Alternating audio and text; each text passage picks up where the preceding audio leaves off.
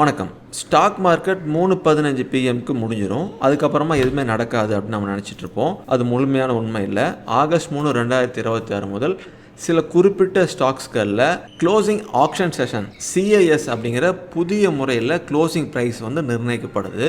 அது எப்படி வேலை செய்யுது அப்படிங்கிறத ரொம்ப சிம்பிளாக நம்ம இந்த வீடியோவில் புரிஞ்சுக்கலாம். ஸோ 3:15 முதல் 3:20 வரைக்கும் அந்த ஸ்டாக்குடைய ரெஃபரன்ஸ் ப்ரைஸு கணக்கிடப்படும். இதுக்காக பொதுவாக 3 மணிலேருந்து 3:15 மணி வரைக்கும் நடந்த ட்ரேடின் ஆவரேஜ் ப்ரைஸ், அதாவது VWAP பயன்படுத்துவாங்க. அதுக்கப்புறமா ஆக்ஷன் ப்ராசஸ் வந்து ஆரம்பமாகும். 3:20லேருந்து 3:25 வரைக்கும் இந்த நேரத்தில் ட்ரேடர்ஸ் பையையும் செல்லையும் போடலாம். அதாவது இந்த ப்ரைஸுக்கு நான் வாங்குவேன், இந்த ப்ரைஸுக்கு நான் விற்பேன் அப்படின்னு ஆர்டர் வந்து கொடுக்கலாம்.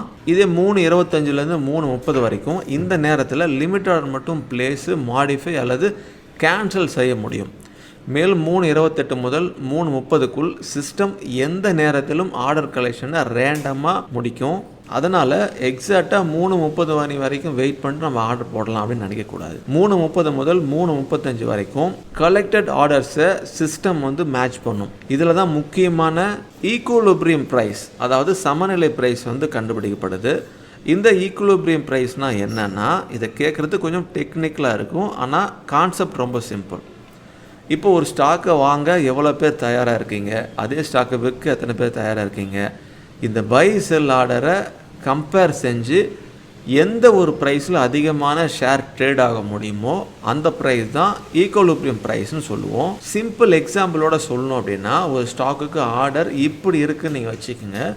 100 ரூபாய்க்கு பையிங்க்கு 5000 ஷேரும் செல்லிங்க்கு 1000 ஷேரும், இதில் ட்ரேட் ஆகக்கூடிய ஷேர் வந்து 1000 அப்படின்னு புரிஞ்சுக்கலாம். 102க்கு பையிங் 4000, செல்லிங் 2500 அப்படின்னு வச்சுக்கலாம். ட்ரேட் ஆகிறது 25000 ஷேர். 105க்கு பையிங்க்கு 3500, செல்லிங்க்கு 3500 இருக்குது. இங்கே ஷேர் வந்து ட்ரேட் ஆகிறது 3500. 107க்கு பையிங் 2000, செல்லிங் 4000 இருந்துச்சுன்னா இங்கே ட்ரேட் ஆகிறது 2000 ஷேர். இங்கே அதிகபட்சமாக எந்த ஷேர் ட்ரேட் ஆகுது அப்படின்னா 105ல் இருக்கக்கூடிய அந்த 3500 ஷேர் தான். இதனால தான் இந்த எக்ஸாம்பிளில் 105 தான் ஈக்குலிபிரியம் ப்ரைஸ் அப்படின்னு சொல்லுவோம். அதாவது மேக்சிமமாக ஷேர் எக்ஸிக்யூட் ஆகும் ப்ரைஸ். இந்த முறையோடைய முக்கியமான நோக்கம் என்ன அப்படின்னா, க்ளோசிங் ப்ரைஸை இன்னும் சிஸ்டமேட்டிக்காகவும் மற்றும் டிரான்ஸ்பரண்ட்டாக கண்டுபிடிக்கிறதுக்கு.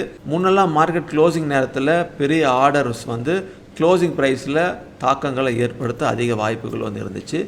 இப்போ பல பையர் செல்லர் ஒரே நேரத்தில் ஆக்ஷன் ப்ரைஸில் கன்சிடர் செஞ்சு மேக்ஸிமம் ட்ரேடிங் வால்யூம் கிடைக்கும் ப்ரைஸை கண்டுபிடிக்கிறாங்க. ஸோ 3:15க்கு ரெகுலர் ட்ரேடிங் முடிஞ்சாலும் க்ளோசிங் ப்ரைஸ் ப்ராசஸ் அங்கே முடியறதில்லை. 3:15லேருந்து 3:35 வரைக்கும் அந்த க்ளோசிங் ஆக்ஷன் செஷன் நடக்குது. அதில் பை ப்ளஸ் செல், அப்புறம் கம்பேரு மேக்ஸிமம் வேல்யூ, அதுக்கப்புறமா கண்டுபிடிக்கக்கூடிய ஈக்குலிபிரியம் ப்ரைஸ், இந்த மாதிரி தான் இந்த கான்செப்ட் வந்து நடக்குது.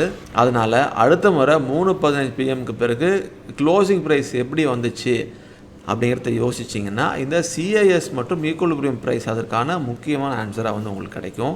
இந்த விவரங்கள் நீங்கள் தெரிஞ்சுக்கணும் அப்படிங்கிறதுக்காக, ஒரு எஜுகேஷனல் பர்பஸ்க்காக தான் இந்த வீடியோ. இந்த வீடியோவில் சொல்லப்படுற கருத்துக்கள் எல்லாமே இன்ஃபர்மேஷன் அடிப்படையில் தான் சொல்லப்படுது. எந்த ஒரு ட்ரேடிங் இன்வெஸ்ட்மெண்ட்டோ செய்கிறதுக்கு முன்னாடி நீங்கள் ரிசர்ச் பண்ணி உங்களோட சொந்த முடிவுகள் எடுங்க.